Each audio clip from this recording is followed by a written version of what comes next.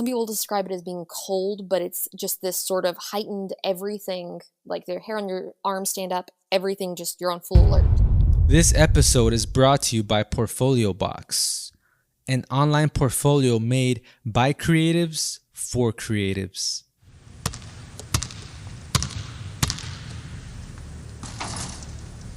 Hey everyone, and welcome to another edition of the Hardwood Rod Podcast. And for this Haunt Week, we got a special guest. We're joined by psychic and historian Stephanie Bingham joins the podcast. We're going to be touching on her paranormal encounters, how she handles these encounters, and her crazy college story. You don't want to miss this one. Stay locked in.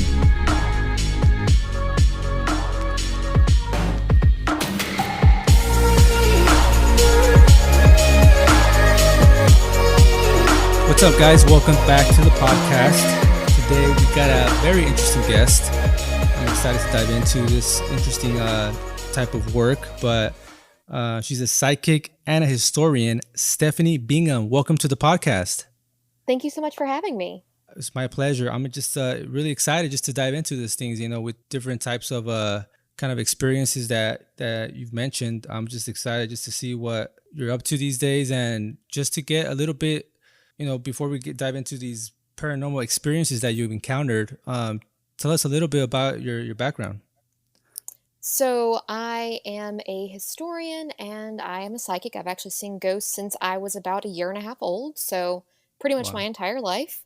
And essentially that drove me, just knowing that I could see things other people couldn't, to wanting more context for myself. So I actually, when I went to college, I decided I was going to study paranormal history, essentially. I wanted to prove to myself that I was not the first person this had happened to. So I got my undergraduate degree in history and my master's in history as well.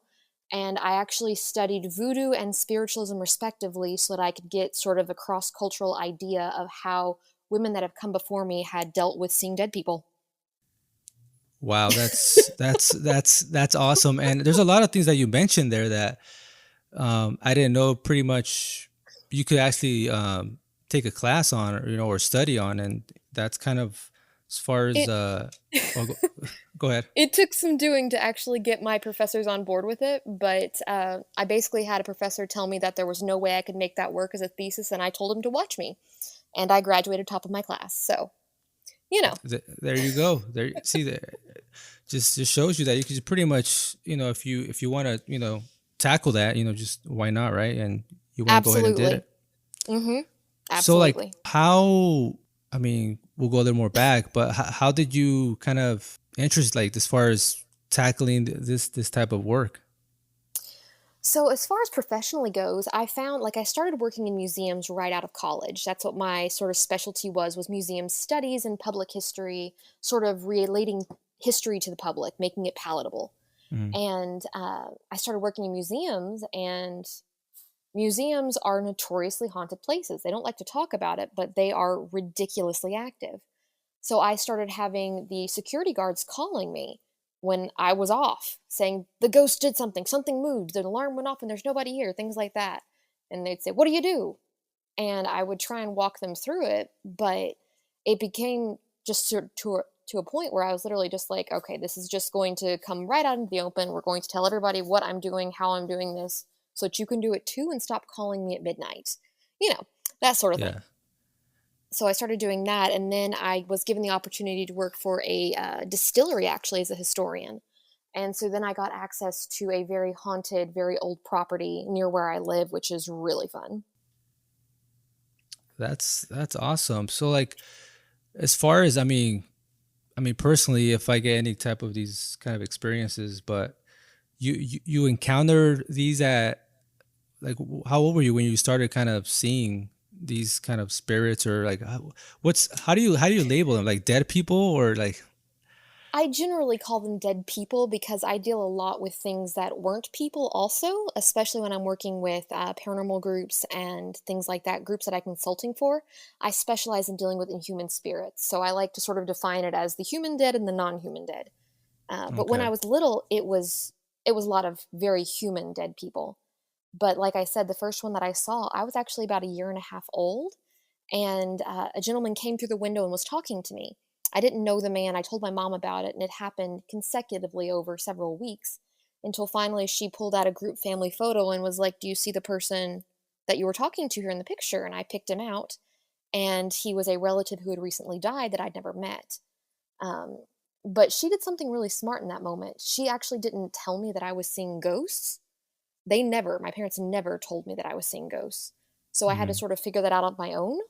And I was in very late elementary, early middle school before I actually sort of realized in the front of my head that I was seeing ghosts. So that was a bit jarring, but things happen. Yeah, I mean, when when you're a kid, you kind of the natural reaction, especially as a parent. I mean, you would think, oh, it's it's just a child seeing things, nightmares. But Hmm. I mean, I'm assuming your mother sounds like she kind of knew or expected kind of that it was okay. She probably did see it, or She's never admitted to seeing it, but my grandfather has had the same sort of experiences happen to him. So I think she sort of knew in the back of her head that it was a possibility and just sort of came to terms with that pretty early on, I think.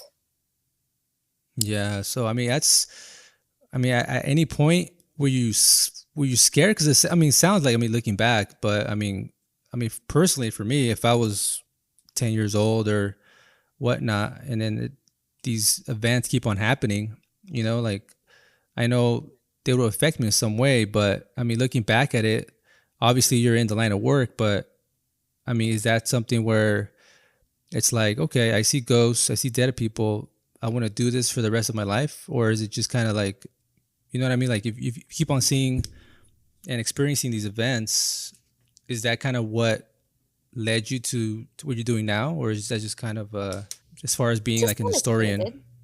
To some extent, it did. I just wanted context for myself. I knew for a fact that I could not turn off what I do. Like, I tried to make it stop a couple of times. It doesn't work. They're going to still be there.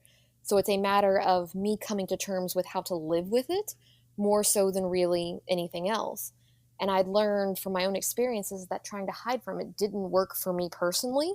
So I just needed to embrace it and sort of go head forward into it because you can't get rid of it. You may as well make it useful. So that's always been sort of my outlook on that.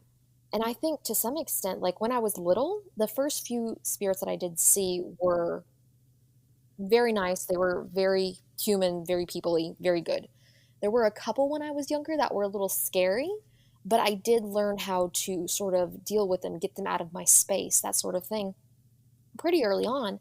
And that gave me a leg up, I think, on a lot of people for actually dealing with and sort of living with them for long, extended periods of time, like I'm doing now. So I think I just sort of am resigned to the fact at this point. That's that's pretty interesting because there's something that you mentioned as far as that you can't stop them or it. Now, how did you manage these sort of events? So the first ghost that I remembered meeting, my relative, he sort of took me under his wing when I was younger and would tell me things about how to make the people stop doing what you don't want them to do and things like that. There was one spirit when I was younger that he used to bother me to no end. And looking back on it, it's a ridiculous thing to be creeped out by. But essentially, what he would do is he would walk down the long hallway to my bedroom very slowly with very heavy footsteps and just sort of let that fear build in my mind. And it would freak me out to no end. Looking back, it's nothing. This guy is just being a jerk. Um, that's all he's doing. And it's super easy to deal with now, but then it took some time and some talking to sort of understand that what was actually happening was he was trying to essentially get a reaction out of me so he could feed off me. But I learned very early on that if I pushed back, sort of energetically pushed back against him, told him to get out, this is my space, you're not coming in here. If I didn't give him what he wanted, he would back off, he would back down. And that works 9 times out of 10 with any human spirit you come across. So that was a very useful skill for me. Wow. So do you actually see Like, do you see it, or you more feel it? Like, I don't know if that makes sense. It makes total sense. It's a crazy thing. No, I'm like a little kid in The Sixth Sense. I see dead people. Yeah. When I was young, when I was very little, I couldn't tell dead people from live people. I hadn't developed that skill yet. And there really is sort of a skill to it, knowing what is here and what is not. Uh, just tells and things like that. But when I was little, I couldn't tell the difference at all. As I've gotten older, I've gotten better at discerning what's here and what's there and sort of putting up boundaries between myself and it. And it's much more rare now for me to be fooled. It does happen occasionally, but it's just one of those odd things.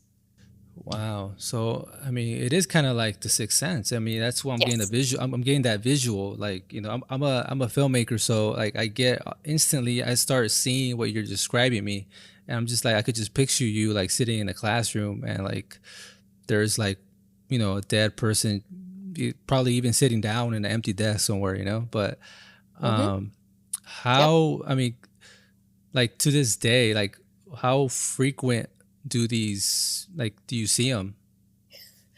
My sort of meter for that has always been like if you were walking to the store right now, the chances of me seeing a ghost are the chances of you seeing a dog between here and that store.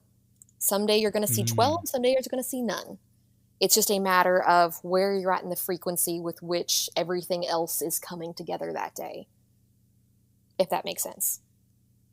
Yeah, it's just kind of crazy how it's just. I mean, at this point, it sounds like it's like a normal day for you, right? So, It is. It's very normal at um, this point. and I mean, going about your day, like how has this made you explore, like as far as now, like okay, how have you used this to like your advantage, for say?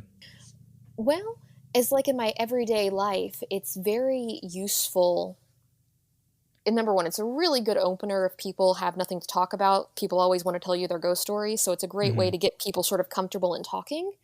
But I found ways to sort of finagle myself into being a very sort of sought after candidate for jobs because I do have this extra skill that they don't have to search out for. And it's a big thing, especially in tourism, which museums and everything else fall under, is to have somebody that can take care of that sort of sector of the weird, the Halloween season, if you will. And that sort of really helps with that. But when it comes to like normal social interactions, it's not the greatest thing to have. You get a little bit awkward. You get a little bit strange when, somebody finds out that you're the one that sees dead people. Or if you're walking through a room and you react to something that nobody else does, it sets you out. It makes you different. It can be very isolating. But on the same token, if you take that and use it to your own good, then it can be quite helpful. It's a double-edged sword. Yeah, I bet. I mean, I could only imagine, especially growing up, right? And hey, yeah, I see dead people, and it's Yep. it's kind of like you get. I mean, it's natural, right? To just to like, okay, yeah, whatever, or okay, that's kind of weird, right? I mean, but how would you prove to people that you're actually seeing? Like, it's like, is it easy being a psychic? Can you call upon like said like dead people or spirits? To an extent, yes. I very rarely try and prove it to people.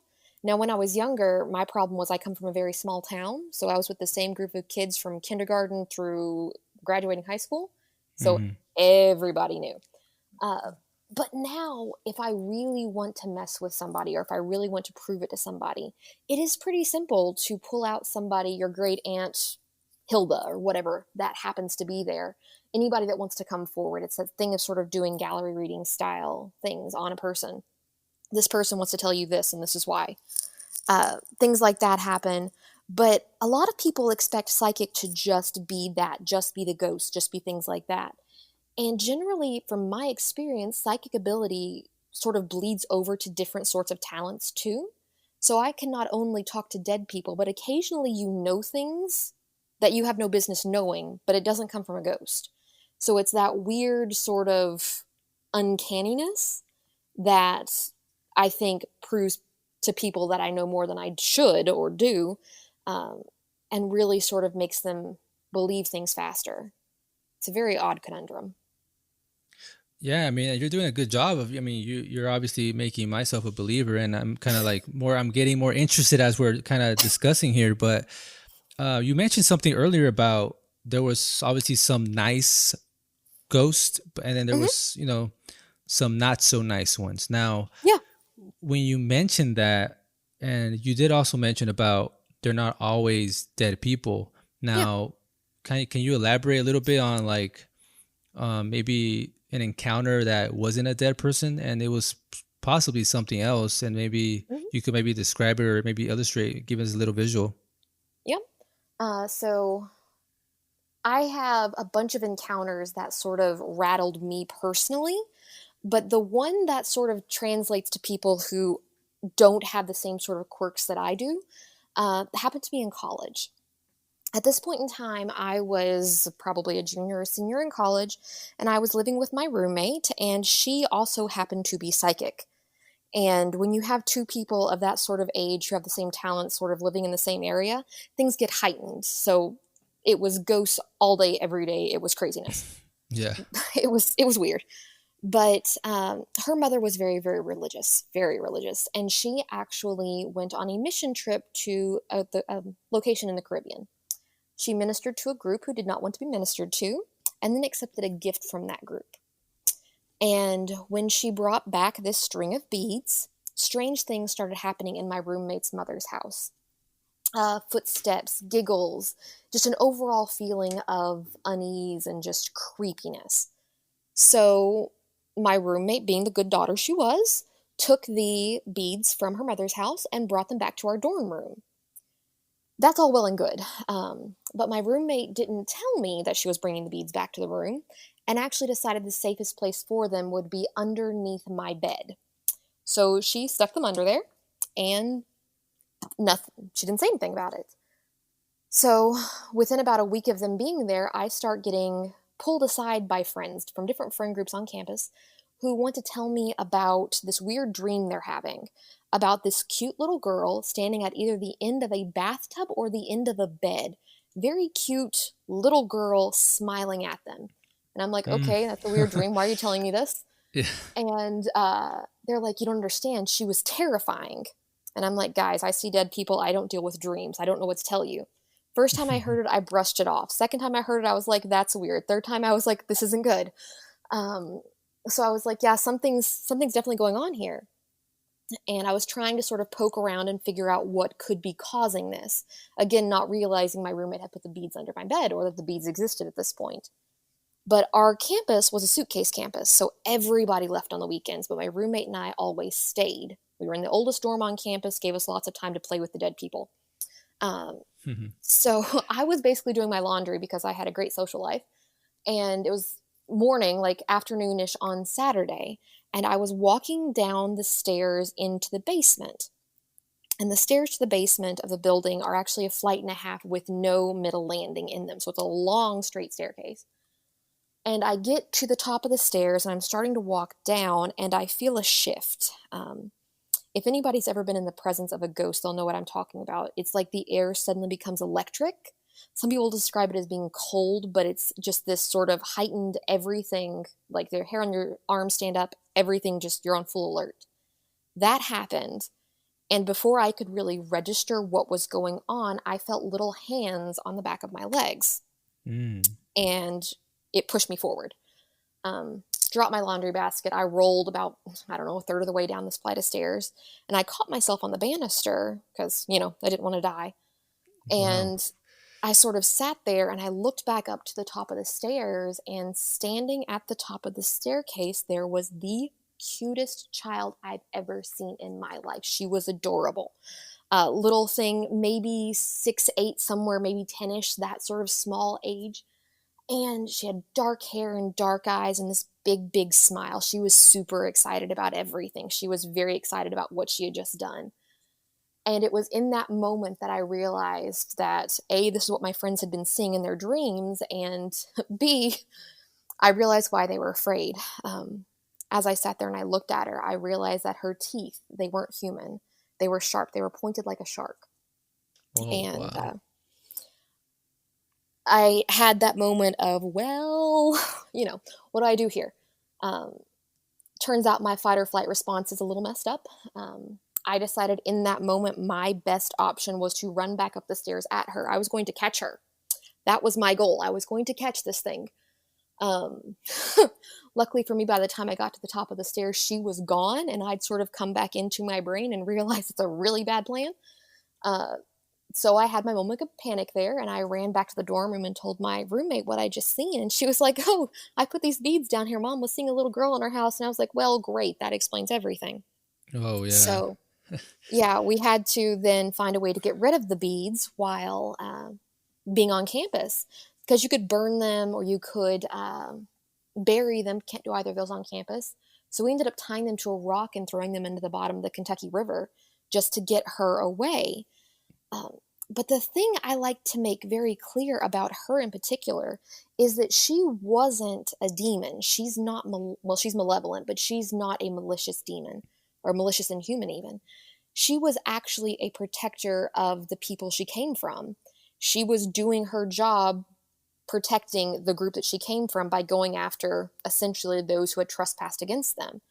So I have no ill will against her. I just did not want her where I was, if that makes sense. Yeah, I mean, I mean, you actually went at her. I would have probably I kept on did. going. You know. It's not one of my prouder moments. I look back on that and I'm like, what were you thinking? Yeah, I was not thinking that's the entire answer of why I went back up those stairs. But I mean, I guess I mean, if you go at them, or you kind of, that's what you said, right? They kind of tend to go away. A lot of times they will because they don't know what to do. A lot of times when a ghost is trying to be scary, what they're trying to do is elicit an emotional reaction from you, because that releases emotional energy that they can then feed on, which then perpetuates the cycle. They scare you, they feed, they become more powerful, so they scare you again. It's a whole vicious cycle. Um, uh, yeah, I think I thwarted her a little bit there until I woke up. Yeah, yeah. I mean, that's kind of what I mean. You kind of see these things, like in movies, right? It was like, just don't don't give it energy, or just, I mean, you can't really ignore it, but I mean, as far as what you hear, but with what you saw, right? And as far as, trying to get rid of it and throwing the beads in the river, I Hmm. mean, that in that case, does that work all the time, or is that just for that particular being? So it worked on her specifically because she was bound to an object. She was legitimately attached to those string of beads. Everywhere the beads went, she followed. So, unless your spirit or inhuman is attached to an object, simply removing the object will not work. Um, if it's a human spirit, very often the easiest way to get a human spirit out of a house is to basically tell it, this is my house now, and you're going to leave now. And in order to do that, a lot of people need to do some sort of like cleansing ritual. And you can do it in a dozen different ways. Whatever your particular ideology and belief is, you can find something that your culture finds purifying, be it salt water, be it sage, be it holy water. And you can walk the perimeter of your house, basically telling the thing to get out top to bottom, start at the door, end at the same door. Energy's cleared, the thing can't come back in. And if it does happen to show back up, you do the cleansing again, and it will eventually realize that it can't survive there. There's not going to be energy there for it to eat. So it will give up and go on about its merry little way. Hey, are you a photographer, designer, artist, architect, model, musician, or even a makeup artist? You gotta check out Portfolio Box. With Portfolio Box, you're not forced to use any standard theme. You can use any style for any page and create a truly unique website that reflects you and your work. If you're a creative, it's a no-brainer. Get 50% off for 12 months on all plans with promo code ROD50. That's promo code ROD50. And check out portfoliobox.net today. I mean, you said you did mention you're a consultant, right? Or some sort of Yeah. yeah. Mhm. So you kind of, it sounds like you already got these practices kind of laid down. Absolutely. I've done it. I've done it several times at this point. But a lot of times, I know a lot of ghost hunting groups and a lot of paranormal investigators, and there's lots of psychics out there that deal specifically with human spirits, and they're very good with human spirits. There's a lot fewer of us deal with or even will actually deal with things that were never people. And so I get calls when people think that they might have, be it a native spirit or a fairy or a pukwudgie or whatever it happens to be that they think they have in their house or their investigation site. And I will consult and say, yeah, that could be what it is. This is how you would deal with that from a historical perspective. I go back, I do the research, I hand that to them. Or I think that this is a better suspect. You might want to try this instead. But I'm a big fan of, especially when it is a residential haunting, of finding the easiest option of getting that haunting to stop, because people need to be able to go back to their real lives and their normal lives as quickly as possible. So if you have a native spirit that giving an offering to it will appease it for where you have trespassed against it in its mind, then I'm all for leaving an offering of whatever it may be, apples or whatever, out for that spirit to allow it to feel recognized and allow a truce to be formed between them and the family, as opposed to really going in there and trying to like physically remove all spirits from all locations that living people are. I don't think that that is the best or the most efficient answer to the question, really. Interesting. Now, as far as like locations, you mentioned museums were like kind of notorious for being haunted, right? Hmm. Um, what area? Now talking as far as geographically, what part of the country is? Because I mean, this is what I know, but I mean, like New Orleans, is that like the most haunted area, or is that just kind of what people are just saying? I love New Orleans. It's a great city, and from my estimation, it has the most active hauntings that I've seen anywhere in the US, like the most concentrated amount of active hauntings. Why There is are that, you here, think? I think it comes back to the history of the land. You have people being there, and it always was a slightly shady area. It was a prison colony. It had a lot of people who were sent there for doing not so nice things. So it had a lot of energy, a lot of sort of sin, if you will, associated with it from Yeah. essentially its founding. And with that sin came partying and drinking and things like that, just lots of excess energy. So you have not only that energy there to fuel it, you have the time period that it started in. The people that were in New Orleans when it started were really the people that started having this idea of ghosts and hauntings as sort of this romanticized idea. Once you get up into that sort of Victorian era, which was really the heyday of that, that's a lot of times the ghosts you see are that sort of Victorian era. They're the Hmm. ones that really were embedded in this Christian ideology of if I sin, I am stuck. I am stuck here. I can never cross. And they're also the ones that had that sort of romanticized notion of ghosts appearing here in Christmas Carol and all that sort of stuff. Just ghosts being very, very prevalent in their sort of cultural ideology. So I think that there is something to be said about these people in this supercharged atmosphere who believed that they had sinned, culturally speaking, believing that their option was haunting and being a spirit. And I think that sort of led to a lot of hauntings there. But I do think New Orleans being a party town and still having a lot of that influence in it. And then when you add in the sort of cultural roots of voodoo and hoodoo and all this sort of folk magics of the time, added into that, you just have a perfect witch's brew for a really active city. Yeah, I hear a lot about that voodoo in that area Yeah. too, like the Hmm. whole Caribbean and all that stuff. Absolutely.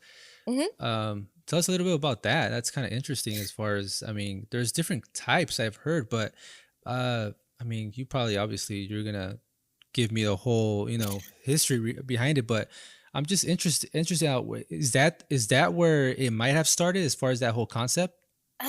To an extent, you have to keep in mind that voodoo was a Caribbean based religion. And what Hmm. I looked at specifically was New Orleans style voodoo under Marie Laveau. So I looked at a very specific, tight time frame of it. But voodoo originated in New Orleans, really, with the slave trade and things like that. But it was a port city, it's a blending city. It was a French city first, then you had the Spanish influence, then you had the American influence all coming together in that weird melting pot there. And voodoo was, to an extent, especially New Orleans voodoo, has a lot of crossover with the Catholic Church. There were times, especially with people like Marie Laveau, where she was considered to be a good, upstanding Catholic. I mean, there wasn't really a dichotomy there. She practiced a form of folk magic or things like that. It was different than sort of the Southern American, like the American South, the folk magic of the American South Hmm. was a sort of different monster altogether, but you see them sort of melding and mixing with gree and charms and things like that for different ways of going about things. But I think what people really forget is how prevalent it was in New Orleans in the past.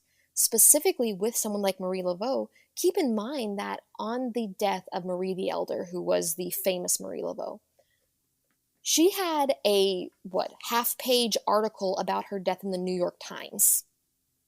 This woman was alive during slavery. That is insane. She had enough reach and enough power as a person, as a personality, as a public figure to warrant a half-page article upon her death in the New York Times. It is insane the reach she had.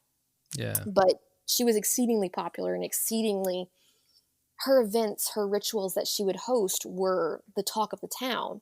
She would get the ladies out there, and if the ladies go to the parties, all the boys are going. So she was a very wealthy, very powerful person, which, you know, I don't think people really give her credit for what she had. I don't think people really think about how powerful voodoo was at the turn of the century, really. I mean, that's kind of just back then, as far as that whole concept. I read a little bit into that, and seen some documentaries, but it's just crazy. I think I need to go visit New Orleans one of these days. But is there like an area where you recommend anybody listening, as far as just like you have to go check this place out if you want to go? If it's a haunted house, or one of these tours. Is there a place where you recommend people go? If they're going in New Orleans and you can get in, the Lalaurie House is insane. That is a house where a crazy lady did a bunch of very, very bad things and killed a bunch of people. Um, Crazy haunting there, very crazy haunting. If you're looking for an active haunting outside the city, like just in the country in general, Waverly Hills is exceedingly active. Great little haunt there. Uh, Trans Allegheny is a good haunt. There's lots of very active places that are very easily accessible. The Winchester Mystery House, all of them very active in very different ways, but all of them very accessible to people who aren't super into the paranormal or just want to dip their toe in and not get in over their head at first, if that makes sense. That's that's something to look forward to if you guys are interested. Especially with Halloween around the corner. So, little transition here. Now, I see that you've kind of helped out, or you've been involved with some of these documentaries, these paranormal documentaries. Tell us a little bit Yeah. about that. So I have been on Sci-Fi School Spirits, and on that one, I actually was talking about my experience with the little shark tooth girl who pushed me down the stairs. After that, I did Paranormal Lockdown, and that was actually for the distillery that I worked with. I was leading Nick and Katrina through to some of the hot spots that we had in some of our warehouses and some of the buildings on property, and just sort of giving them the lay of the land about what our spirits do, where and when, and things like that. And the most recent project I was involved with that's come out is CW's Mysteries Decoded. I co hosted that show, and I was a psychic Nice. medium for the Lizzie Borden episode. So I actually talked to Lizzie, and I talked to Lizzie's mother, or her stepmother, rather. And I sort of did a trans channel session with Lizzie's mother, and that got a little intense, shall we say. But very, very weird case there. Is When you're recording these episodes, is there anything that actually happens, like kind of like that's kind of scares the crew a little bit, or is it because some of it sometimes it could be like, I wouldn't say scripted, but it's kind of it's produced to make it feel more energetic. But when you guys were filming, is it actually like on location, and then you're kind of giving these like, here's where this happens, or you know what I mean? So I've been offered a lot of shows over the years. Anything that to me doesn't feel above board, I turn down immediately. I can't do it. So the ones that I've worked on have all been genuine projects that let me go in and let me do what I do at the location. Um, as far as sort of scaring the crew a little bit, when we did Lizzie Borden, they learned very quickly that I drain batteries. Like they had mic packs on me all the time. They were dead all the time. I'm very good at killing batteries. But they were sort of like, that's just these batteries. It's nothing weird. I was like, okay. And then we got some ghost Sorry, hunters out. sorry. When you drain batteries, is that just because the you actually drain the batteries, or is that just something else is draining the batteries? A little column A, little column B. I'm very good at killing electronics, like exceptionally good at killing electronics, which is, I think, why I'm not on a ghost hunting team because I would kill all their shiny toys very, very quickly. Unintentionally, but very quickly all the same. But a lot of times, ghosts will actually use that energy to manifest as well. In the case of the Lizzie Borden house, I think it was a little of both, just sort of getting really bad there for a while. But we Wow. actually had some ghost hunters come onto the investigation as well and bring all of their fancy toys. And basically, we had the producer and some guys from the network there to watch me do a sort of investigation with my co-host Jennifer at the murder house. Basically, we were in the room where Abby Borden was murdered, basically sitting where she was murdered, and they wanted some activity. And if you are inclined to the weird, there are, I know ghosts want energy. That's what they want. So if you put a little extra out there, sometimes it'll make them stir up a little bit more. So we actually had an SLS camera out. I don't know if you've ever seen those before, but it's essentially like the Kinect cameras that shows you the stick figures moving. You know what I'm talking about? Mm, I One think of so. Yeah. those. Yeah. So they had an SLS camera out and they were pointing it towards essentially a blank wall. There was nobody over there.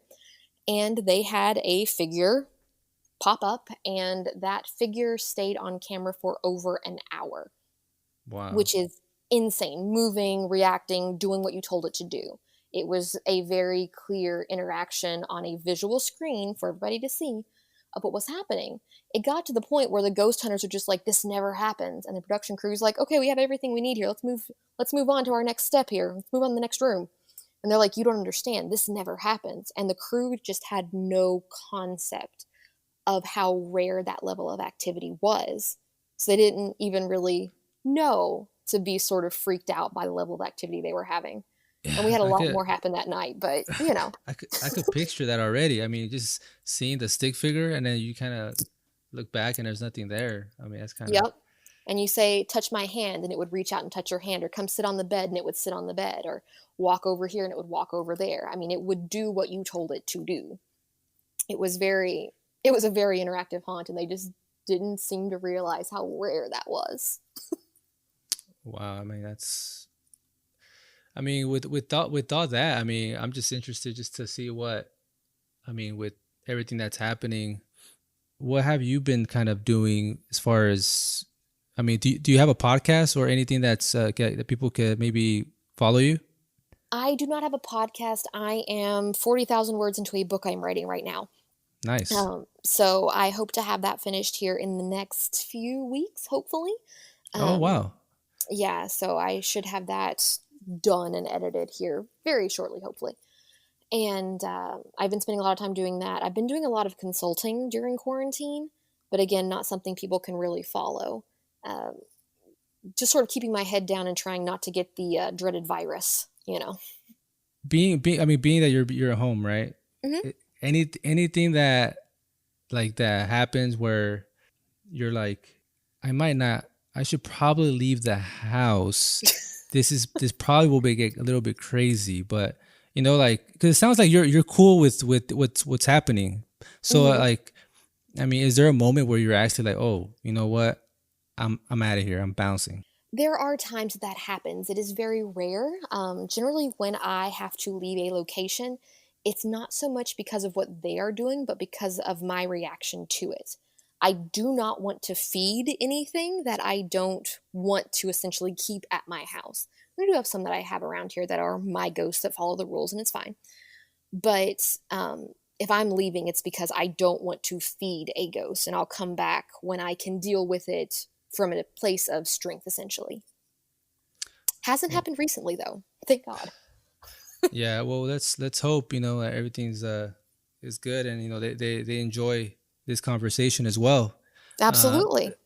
what are you up to as far as for the end of the year? What are your goals for the rest of the year? My goals for the rest of the year are to finish this book and get it out. Maybe not get it out, but finish it and have it all edited down and out with hopefully a publisher by that point. Really trying to get that. And I'm trying to sort of go through my backlog of people who have asked me for help and try and catch up on as many requests as I possibly can for consulting and doing as much research as I can to really try and get that down to a really manageable level. Nice. And when that book does come out, when can or where can people read it or buy it? I will know that as soon as I figure out who I'm getting to publish it, or who I'm going to go with to publish it, rather. So I've had a couple of offers. I just need to see who's going to be the best fit when it comes time for that. So if you follow me on my Instagram, I'll post that as soon as I know what's going on with it. And what is your social media? Pretty much everything is under Amarna Marie, AMARNAMARIE. It's my cat's name, only thing that I had that wasn't taken in my life. So I'm going to go with that. But yeah, you can find me and follow me on all my adventures there. I've been to lots of haunted places too during quarantine that are outdoors. I just got back from Adams, Tennessee, actually, looking for the Bell Witch. So that was a fun trip.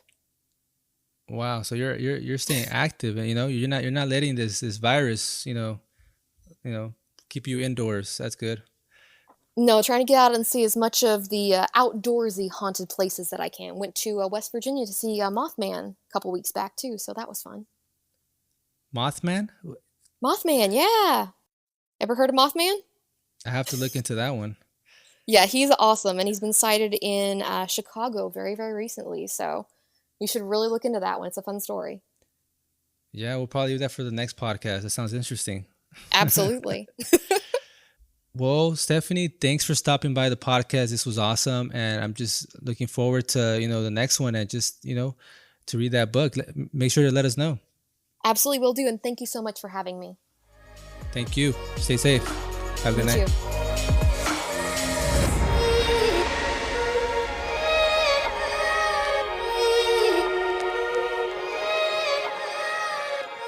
Would you like to be on the podcast? Got something to talk about?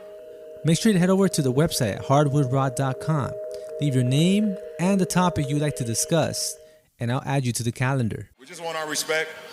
Rob wants his respect. Coach Vogel wants his respect. Our organization wants their respect. Laker Nation wants their respect. And I want my damn respect too.